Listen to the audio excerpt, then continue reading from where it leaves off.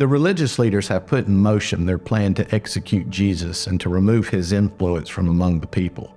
Instead of defending himself, Jesus pulls away with his disciples to observe the Passover.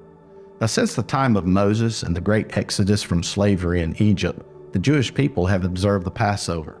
It is a reminder and a celebration of God's mighty hand and goodness in delivering his people from slavery and bondage. On the night before their deliverance, God had commanded Moses to have the Jewish people to sacrifice an unblemished, spotless lamb. They were to take the blood and to spread it over the doorpost of their house. Later that night, the death angel, the judgment of God, would come and kill any firstborn who was not covered under the doorpost of the blood of the lamb.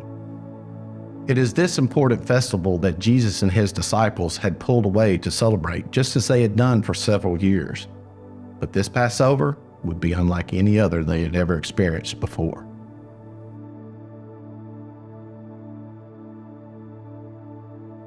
During the meal, Jesus takes the bread. He breaks it and gives to each of his disciples. He says, "Take, eat, for this is my body." He then takes the cup that says, "Drink of it, for this is my blood, which is poured out for many, for the forgiveness of sin."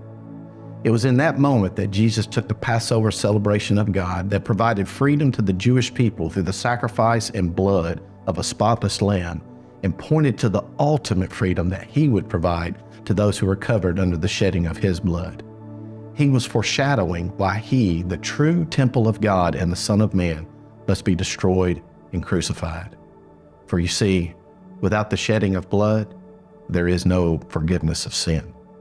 Jesus was preparing his disciples for what was to come.